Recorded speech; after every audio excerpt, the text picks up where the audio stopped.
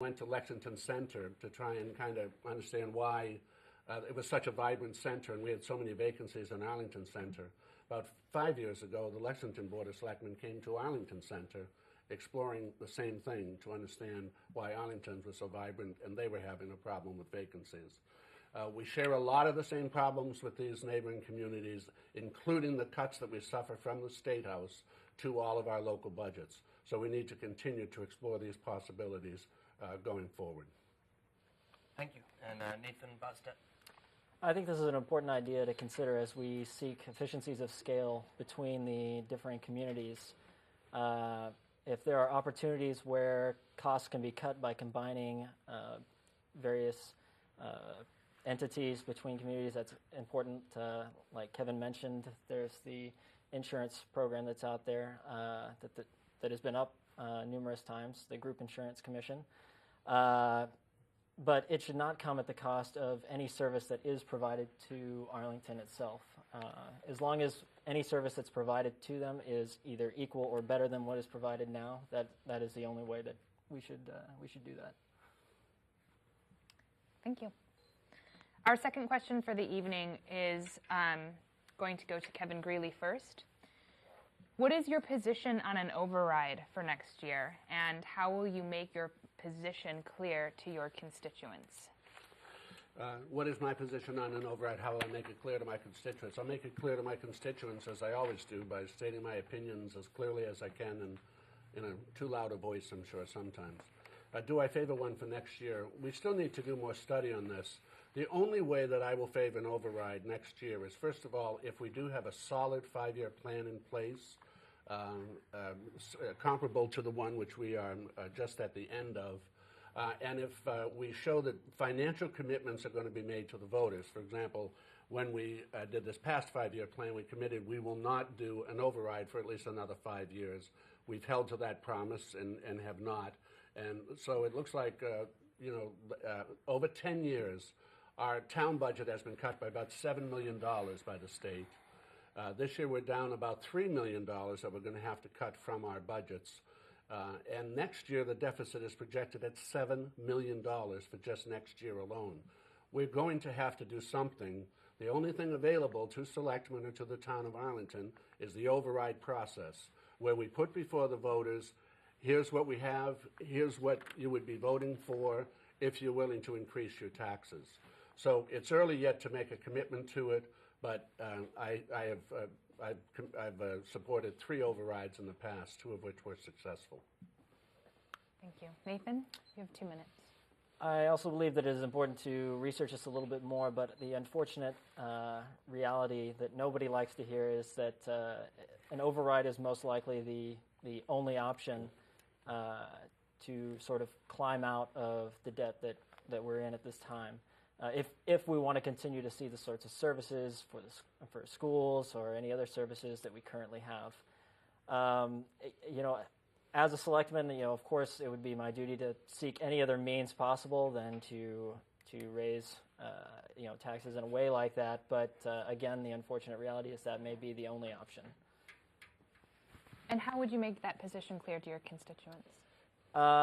Again, the idea is that you have to maintain some level of services, and these things are not free. They need to be maintained in a certain way, including infrastructure and capital investments. If the state's cutting the budget to us, that money has to come from somewhere, and it's important for people to realize that. So, okay. Maria, you have 2 minutes. Yes, I do not want to see an override this year at all. And remember, our override 5 years ago was supposed to give us time to analyze what the critical elements were for the next 5-year plan. And the fact is that our 5-year plan comes to an end June 30th, 2010, and we are no further along in the process. And I'm quite skeptical that we put another override on, because as soon as you put the override on, it becomes part of the tax base forever. I would like to first go back and get the process right, get our building in order, and try to cut that way, firm it up. We've got things we need to straighten out, and I think I'd like to see that and tell the public that we will do the best we can with what we have, tighten our belts, just like Nathan said, but I do not want to even discuss the override right now until I have a clear picture. And as a fiscal responsibility, I think we need to look at every aspect of the way this town works. Andy is apparently experiencing some mic problems, so I'm going to be asking the questions from here on out. What do you think, and this is going to go to Nathan first, the town's greatest success over the past few years has been? I would say that over the past few years, it would be almost an intangible thing, I would say. As many people know, I am relatively new to Arlington, but I've had many friends out here and been out here quite often. And it's the growing sense of community that is taking place. Again, something that's not tangible, but if you go to any of the other surrounding communities, it's just a different feel. And I feel like this is something over the past few years that Arlington has actively tried to grow and to develop. And that's important. I think that's greater than any financial aspect or any school that you might build or anything like that. You have to build that community to have that sense. So. Okay, Maria. I said it in my introduction. What I think the greatest success of Arlington is that it's unique.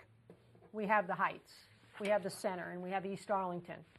And we've got such a great population here. They love Arlington. That's why they stay for so many years. I'm here 31 years. I know people that are here 75, 80 years. They grew up here. It is the uniqueness of the warmth and the love for the town. And as a general contractor, it's very important for me to keep the beauty of this town, not just knock down a building and put something in its place. The building we're in tonight is beautiful. It has history. And I think that's what makes Arlington special. And I think the notion that we've been able to do that over the past many, many years is a sound success. Thank you.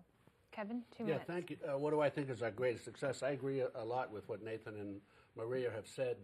Maria references this building, the former Dallin Library. As a lifelong resident, I used to sit here as a child and listen to readings on a Saturday morning.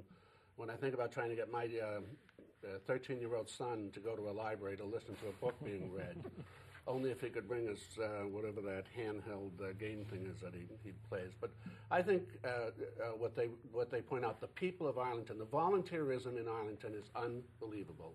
It is what keeps this community together. We have over 100 commissions and committees that are all volunteers, people who have spent so many hours contributing to this community. Whether it's religious affiliations, whether or not it's related to schools, whether or not it's related to our parks, and all of the different neighborhood groups. To be on the Board of Selectmen is to literally listen to every neighborhood group throughout the Heights, throughout the center, and throughout East Arlington.